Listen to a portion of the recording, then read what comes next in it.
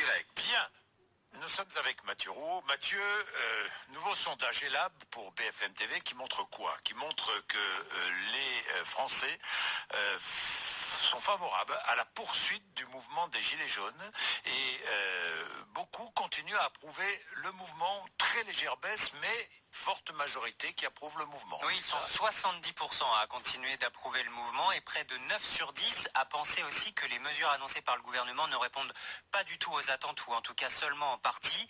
Les revendications sont toujours les mêmes dans ce sondage. D'abord, l'amélioration du pouvoir d'achat, ensuite une meilleure prise en compte de la vie du citoyen et enfin plus de lutte contre l'évasion fiscale. On notera aussi que les Gilets jaunes sont aux yeux des Français ceux qui incarnent le mieux l'opposition devant le Rassemblement national ou encore devant la France insoumise.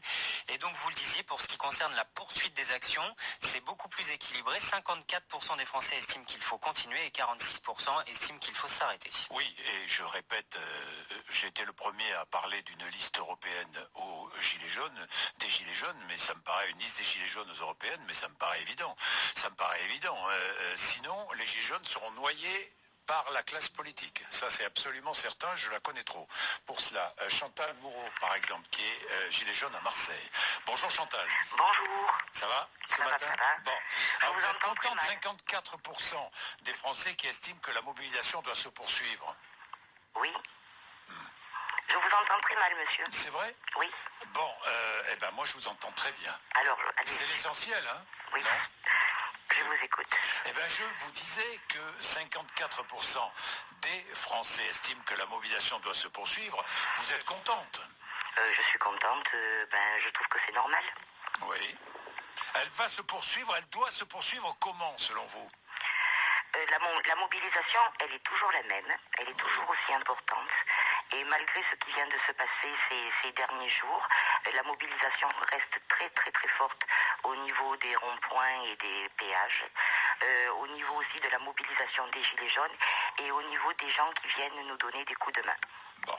Chantal, est-ce que vous allez faire évoluer cette protestation? Parce que les ronds-points, les péages, c'est une chose. Mais il y a peut-être d'autres solutions, non? Lesquelles? Non, alors, attendez, c'est pas à moi de les inventer, je vais quand même vous préciser une chose au départ. Moi, je suis une coordonnatrice. Nous travaillons tous à l'horizontale, c'est-à-dire que chaque groupe est indépendant. Oui. Chaque groupe nomme ses porte-paroles. Oui. D'accord? Et nous sommes comme des fils électriques qui relions des groupes les uns aux autres pour faire attention à eux, pour leur procurer de l'aide juridique et pour leur procurer des palettes, du bois, de l'alimentation, etc. etc. Mais Chantal Moreau, il va falloir trouver un avenir au mouvement des Gilets jaunes. Il est où l'avenir? Alors monsieur Bourdin, le mouvement il a 1 mois. D'accord?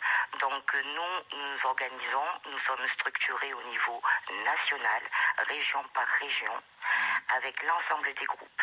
Donc il faudrait peut-être arrêter de dire que nous ne sommes pas structurés, que nous faisons... Mais est-ce que j'ai dit ça, Chantal? C'est un petit peu ce qui se dit partout. Non, mais ce qui se dit, c'est une chose et je m'en moque totalement. Est-ce que personnellement, ici, sur l'antenne des RMC, on a dit ça? Oui, parfois. Ah bon? J'ai dit ça, moi?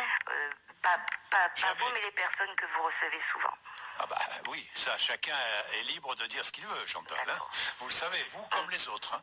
Oui. Chantal, lorsque je vous dis il va falloir imaginer un avenir, c'est un avenir dans la forme de protestation, un avenir dans un éventuel dialogue, un avenir peut-être politique avec une liste aux européennes, voilà ce que je veux dire. Oui, alors nous ne sommes pas arrivés avec des programmes tout ficelés, avec des services de télécom, etc. Nous travaillons avec les moyens du bord, avec les gens qui se lèvent tous les matins et qui se couchent tous les soirs.